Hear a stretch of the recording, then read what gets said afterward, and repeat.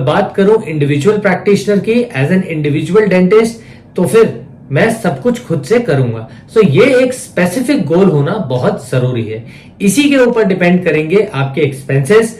सबसे पहले अगर मैं अपने एक्सपीरियंस से बात करूं तो मेरे हिसाब से मुझे ऐसा लगता है कि हर इंडिविजुअल के मन में एक स्पेसिफिक गोल होना चाहिए और एक उसका डिटर्मिनेशन के साथ साथ उसको ये पता होना चाहिए कि वो एक मल्टी स्पेशलिटी क्लिनिक खोलना चाहता है या फिर एक इंडिविजुअल सेटअप खोलना चाहता है। ज्यादा फर्क नहीं है।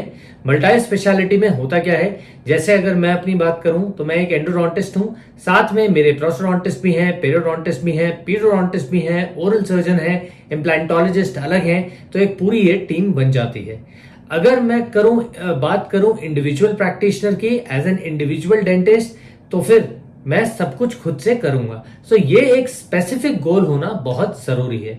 इसी के ऊपर डिपेंड करेंगे आपके एक्सपेंसेस, आपके चार्जेस, आप कितना चार्ज करते हैं पेशेंट से, और आपके फर्दर एक्सपेंसेस, मटेरियल के एक्सपेंसेस आप कैसे यूज करेंगे। कई बार ये हो जाता है, जैसे मैं अगर अपनी बात करूं तो मेरे जो कंसल्टेंट्स हैं, मैं मटेरियल्स उनके हिसाब से मंगवाता हूं। अब वो उनको कैसे कंफर्टेबल है, किस मटेरियल के संग, कौन से इंस्ट्रूमेंट्स के संग वो कंफर्टेबल हैं, वो उनका फोटे है। रही एंडोडोंटिक्स की बात, तो जो भी मटेरियल्स यूज होते हैं वो मैं अपनी स्पेशलिटी के अकॉर्डिंग अपने लिए अलग मंगवाता हूं, राइट। फिर इसमें कई चीजें हो जाती हैं। हम कई बार जो एक्सपेंसेस होते हैं वो शेयर कर लेती है पूरी टीम, अगर एक कॉमन कोई हम मटेरियल मंगा रहे हैं, या फिर कई बार ये होता है कि हम में से एक बंदा अपना वो मंगा लेता है, मटेरियल मंगा लेता है, और उसके बाद नेक्स्ट टर्न वाइज हम स्टार्ट कर लेते हैं। जैसे इस बार प्रोस्टोडोंटिस्ट ने कोई मटेरियल मंगाया तो एक बार पीरियोडोंटिस्ट मंगा लेंगे, एक बार ओरल सर्जन मंगा लेंगे। एक तरीका ये भी होता है। तो आपके अंदर स्टार्ट करने से पहले एक स्पेसिफिक गोल होना बहुत जरूरी है। दूसरी अगर मैं बात करूं तो हम बात करेंगे लोकेशन। लोकेशन बहुत इंपॉर्टेंट रोल प्ले करता है। लोकेशन से मेरा मतलब है कि ट्रैफिक जैम, आजकल हम सभी ट्रैफिक जैम से बहुत ज्यादा परेशान होते हैं। तो ऐसी लोकेशन पे मेरे हिसाब से चूज करना चाहिए जहां पर ट्रैफिक कम हो। वैसे आजकल हर जगह, हर शहर में, पूरे इंडिया में ट्रैफिक की सिचुएशंस बहुत ज्यादा अच्छी नहीं है, ये सभी जानते हैं। और ट्रैफिक कंजेशन, चाहे आप 2 व्हीलर पे हो, चाहे आप 4 व्हीलर में हो, चाहे आप पब्लिक कन्वेंस में हो, टाइम लगता ही लगता है। तो मैं ये तो बिल्कुल नहीं कह सकता कि कोई एक नई जगह ही आप इन्वेंट कर लीजिए जहां पे दूर दूर तक ट्रैफिक का नामो निशान ना हो। That is not possible. But हाँ, अगर आप नया एक क्लिनिक खोलना चाह रहे हैं, एक नई बिल्डिंग किसी अपार्टमेंट में खोलना चाह रहे हैं, घर में खोलना चाह रहे हैं, देखिए ऑफ कोर्स अगर आप घर में खोलते हैं तो उसमें हम कुछ नहीं कर सकते। जहां पे घर होगा और वहां पे जो सिचुएशन होगी दैट इज अंडरस्टूड। बट अगर आप कोई नई जगह ले रहे हैं, खरीद रहे हैं, वहां पर खोल रहे हैं, या फिर कोई जगह रेंट आउट कर रहे हैं, तो ध्यान ये रखिए कि वहां पे एक तो ट्रैफिक बहुत ज्यादा ना हो, मतलब फुटफॉल हो। ऑफ कोर्स अगर फुटफॉल होगा तो पेशेंट्स डेफिनेटली आएंगे ही आएंगे। मेरा कहने का मतलब है कि रोड्स थोड़ी सी वाइडन हो। नेक्स्ट हम इसी में बात कर लेते हैं पार्किंग स्पेस। देखिए कई बार होता है, हमारे क्लिनिक्स बहुत अच्छे होते हैं, हमारा आर्मामेंटेरियम बहुत अच्छा होता है, एम्बियंस बहुत अच्छी होती है, लोकेशन भी परफेक्ट होती है, फिर भी हम लोग स्ट्रगल करते हैं कि हमारे पेशेंट्स की जो नंबर ऑफ पेशेंट्स हमारे पास आने चाहिए, अगर मैं बात करूं एक रीच जो होती है वो नहीं हो पाती, या फिर लोग आना नहीं चाहते क्योंकि वहां पर पार्किंग नहीं होती। सो मेक श्योर कि आपका क्लिनिक के आसपास पार्किंग स्पेस अच्छा खासा हो, जिससे कि पेशेंट्स जो आए, या आपके अगर मल्टी स्पेशलिटी है तो जो कंसल्टेंट्स आए उनके व्हीकल्स आसानी से पार्क हो जाएं। नेक्स्ट अगर मैं बात करूं hiring the right staff, right. तो एक स्टाफ का रोल बहुत इंपॉर्टेंट होता है आपके क्लिनिक में। देखिए हम सोचते हैं कि ठीक है यार, रिसेप्शनिस्ट ही तो है, एक किसी को भी हम रिसेप्शनिस्ट की तरह रख लेंगे, ठीक है, एक असिस्टेंट रख लेंगे और हमारा काम हो जाएगा। बिल्कुल गलत। देखिए मैं अपने पर्सनल एक्सपीरियंस से बताऊं, अगर आपका रिसेप्शनिस्ट वेल ट्रेन्ड नहीं है, सॉफ्ट स्पोकन नहीं है, आपके रिसेप्शनिस्ट को अगर ये चीजें नहीं पता कि पेशेंट्स को कैसे वेलकम करना है, उनसे फॉर्म्स कौन से भरवाने हैं, कंसेंट फॉर्म्स कौन से भरवाने हैं, मान लीजिए कोई पेशेंट आता है, उनका दांत निकलना है, तो हम हर डेंटिस्ट, ऑफ कोर्स हर डेंटिस्ट, मैं अपनी बात नहीं कर रहा, हर डेंटिस्ट एक फॉर्म भरवाते हैं। हम लोग अब पेशेंट से फॉर्म भरवाते हैं, कंसेंट फॉर्म, कि ऐसे ऐसे आपका दांत निकाला जाएगा और उसके बारे में आपको पता है, etcetera etcetera, right. It is a consent form. अगर आपके रिसेप्शनिस्ट को वो ट्रेंड नहीं है और उनको ये नहीं पता कि ये फॉर्म भरवाना है, तो आगे चलकर बहुत ज्यादा दिक्कत हो जाती है। फिर एक माहौल जो है ना पूरा टेंस्ड हो जाता है। मान लीजिए आपके जो रिसेप्शनिस्ट हैं वो ट्रेंड नहीं है, उन्होंने पेशेंट को अंदर भेज दिया, पेशेंट का दांत निकल गया और पेशेंट घर चले गए, बट बाद में कोई कॉम्प्लिकेशन अगर आती है तो फिर क्या होता है, पेशेंट ब्लेम करता है डेंटिस्ट को, डेंटिस्ट ब्लेम करता है अपने स्टाफ को, स्टाफ वापस रिवर्ट करता है अपने डेंटिस्ट की ओर, और इस चक्कर में एक बहुत बड़ा सा कंफ्यूजन बन जाता है और टेंशन वाला माहौल बन जाता है। तो इन सबको अवॉइड करने के लिए hiring the right staff is very important. आपका स्टाफ जो है बहुत ज्यादा ट्रेंड होना चाहिए, अच्छा होना चाहिए, सॉफ्ट स्पोकन होना चाहिए और उसको सब कुछ पता होना चाहिए कि कैसे चीजें मैनेज करनी है, चाहे वो आपकी कंसल्टेशन चार्जेस हो या फिर मेडिसिन डिस्पेंसिंग हो, टूथब्रश डिस्पेंसिंग हो या फिर ओरल हेल्थ केयर इंस्ट्रक्शंस देने हो, बहुत कुछ होता है। तो ये सारी चीजें आपको अपने स्टाफ को ट्रेन भी करना चाहिए एंड साइमल्टेनियसली उनको ये भी बताना चाहिए कि एक बेसिक जो क्लिनिकल मैनर्स या एटिकेट्स होते हैं वो कैसे होते हैं। और साथ में असिस्टेंट भी आपका एक बहुत अच्छा होना चाहिए। अगर असिस्टेंट अच्छा नहीं है तो आपकी परफॉर्मेंस बहुत ज्यादा अच्छी नहीं हो पाती। सारे इंस्ट्रूमेंट्स पता होने चाहिए आपके असिस्टेंट्स को। अगर असिस्टेंट्स आपके हैं, मल्टीपल असिस्टेंट्स हैं और उनको जानकारी नहीं है, तो भी आपकी जो परफॉर्मेंस होगी उस पर बहुत ज्यादा फर्क पड़ जाएगा। नेक्स्ट हम बात करते हैं कलर कॉम्बिनेशन की। एक्चुअली मैंने लिखे हुए हैं पॉइंट्स, तो नेक्स्ट हम बात करते हैं कलर कॉम्बिनेशन की। देखिए कलर कॉम्बिनेशन भी बहुत इंपॉर्टेंट है। एक सूदिंग सा कलर कॉम्बिनेशन होना चाहिए। मैंने अपने क्लिनिक का टूर डाला हुआ है, आप चेक कर सकते हैं, माई क्लिनिक टूर के नाम से मेरी प्लेलिस्ट है, उसमें है, और मैं ऊपर लिंक भी दे दूंगा आई बटन में। मेरा जो है पूरा क्लिनिकल सिनेरियो मेरा है लकड़ी का, वुडन वर्क। मैं किसी कॉन्फ्रेंस में आउट ऑफ इंडिया गया था, जगह नहीं बताऊंगा, वो यूनिवर्सिटी नहीं बता सकता मैं कहाँ गया था, बट मैं आउट ऑफ इंडिया यूनिवर्सिटी में गया था और वहां पे जब मैंने प्राइवेट क्लिनिक्स देखे, वो ठंडी जगह थी तो मुझे बहुत कॉन्सेप्ट अच्छा लगा। और वहां पे क्या होता है कि बर्फ बहुत पड़ती है, तो वहां पे इंटीरियर्स यूजुअली लकड़ी के होते हैं, तो मुझे वो एम्बियंस बहुत अच्छी लगी। उसी हिसाब से मैंने इंटीरियर अपना चूज किया, राइट। तो आप जो इंटीरियर चूज करते हैं वो बहुत ज्यादा डार्क कभी यूज मत कीजिए या डल यूज मत कीजिए।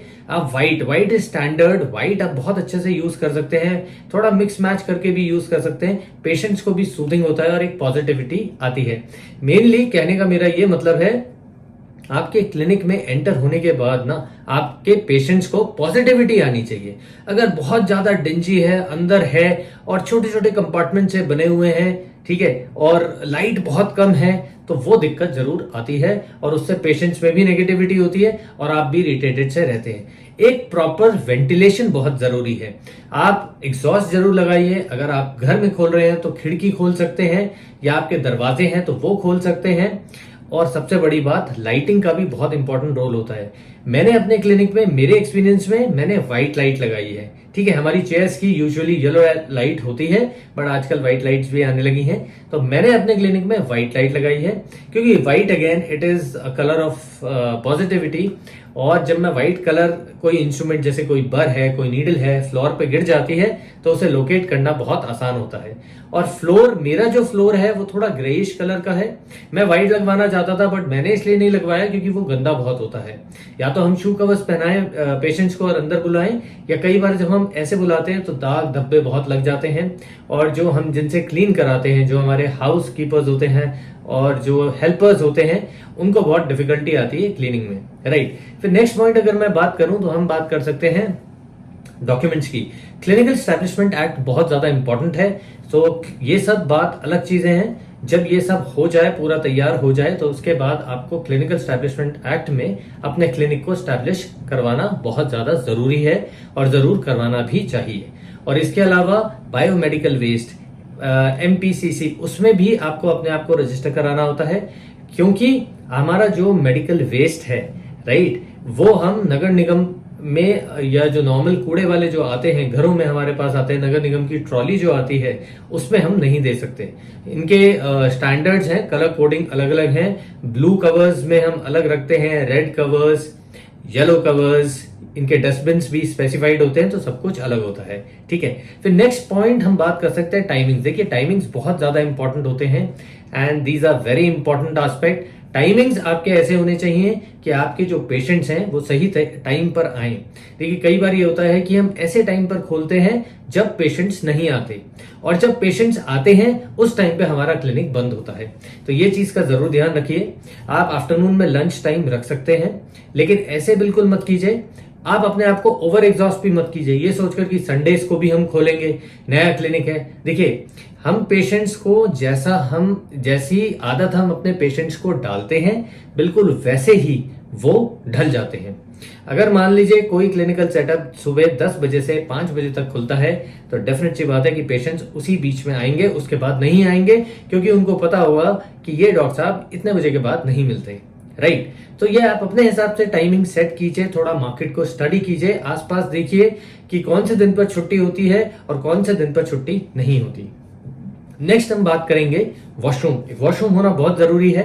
कई बार ये होता है कि पेशेंट्स आते हैं, उन्हें वॉशरूम जाना होता है, हम भी कहीं जाते हैं हमें वॉशरूम जाना होता है, तो हम यही पूछते हैं ओनर से, चाहे मॉल हो, चाहे किसी का घर हो, चाहे किसी फिजिशियन के पास भी जाते हैं, तो हम सबसे पहले we always look forward to the washroom part कि हाँ हमें इमरजेंसी में वॉशरूम जाना पड़े तो कहाँ जाएंगे। तो washroom plays a very important role, इसको बिल्कुल मत भूलिए। नेक्स्ट हम बात करते हैं नॉइज। हाँ ये जरूर ध्यान रखिए, कोशिश कीजिए कि आपके क्लिनिक के आसपास बहुत ज्यादा शोर ना आए। देखिए मैं ये भी एक पर्सनल प्रेफरेंस है, कई बार होता है कि शोर बहुत आता है सॉरी जैसे हम कई बार क्या करते हैं, कंप्रेसर्स भी हम अपनी एक उसमें रख लेते हैं, चेयर के पड़ोस में ही, बाजू में ही अपनी ऑपरेटरी में, उससे भी बहुत ज्यादा शोर आता है। कई बार ये होता है कि आसपास का नॉइज बहुत ज्यादा आता है, तो कोशिश आप ये कर सकते हैं, ये एक इंपॉर्टेंट फैक्टर है, बट मैं इस पे इतना ज्यादा एम्फसाइज नहीं करूंगा, क्योंकि कई बार ऐसी सिचुएशंस हो जाती हैं कि हमें जो हम नई जगह ढूंढ रहे होते हैं, कई बार वो हमें बिजी रोड के आसपास ही मिलती है, तो शोर बहुत आता है। बट कोशिश ये कर सकते हैं मिनिमम इन्वेस्टमेंट में एक डिजाइन लैंग्वेज ऐसी अपने क्लिनिक की बना सकते हैं जहां पर शोर कम से कम रिड्यूस हो जाए। मैं ये नहीं कहूंगा कि आप नॉइज कैंसिलेशन पे जाएं या साउंड प्रूफिंग पे जाएं, पैनलिंग करवाएं, दैट इज अननेसेसरी वेस्ट मेरे ओपिनियन में। हाँ बट इतना जरूर कह सकता हूं, कोशिश हम एक कर सकते हैं कि मिनिमम से मिनिमम एक्सटर्नल नॉइज अंदर आए, चाहे वो हमारे कंप्रेसर्स का हो। एक पार्टीशन आप जरूर रख सकते हैं जिससे जो पेशेंट्स बाहर हैं वेटिंग एरिया में, जो रिसेप्शन पे बैठे हैं, उनका भी जो शोर है वो अंदर ना है, क्योंकि इससे क्या होता है कि ऑपरेटर को डिस्टर्बेंस भी होता है और एक परफॉर्मेंस पे बहुत ज्यादा फर्क पड़ता है। Last but not the least मैं बात करता हूं स्पेशलिटी की। ठीक है, स्पेशलिटी मतलब अगर मल्टी स्पेशलिटी है तो आप अपने जो कंसल्टेंट्स आ रहे हैं उनके लिए भी एक रेस्ट रूम अलग से बनवाइए, क्योंकि after all we all are humans और हम रिस्पेक्ट चाहते हैं। राइट, मैं अपनी पर्सनली बात करूं, क्योंकि मुझे ऐसा लगता है कि हम सारे डेंटिस्ट हैं, कम्युनिटी हैं, हम रिस्पेक्ट अपने फेलो कॉलीग को नहीं देंगे तो वो भी हमें नहीं देंगे, एंड इन टर्न पेशेंट्स भी हमारी रिस्पेक्ट नहीं करेंगे। तो एक छोटा सा रेस्ट रूम जरूर होना चाहिए, चाहे वो आपके लिए हो या आपके कंसल्टेंट्स के लिए हो। I hope you guys enjoy this video. हो सकता है कुछ पॉइंट्स रह गए हो तो आप लोग मुझे मैसेज में बता सकते हैं। मेरा एक पर्सनल एक्सपीरियंस था, कुछ अच्छा भी रहा, कुछ खराब भी रहा, तो मैं चाहता था कि मैं आपसे शेयर करूं। इस तरह आप अपने नए क्लिनिक का एस्टैब्लिशमेंट कर सकते हैं। Stay happy, stay healthy and see in the next video. Bye.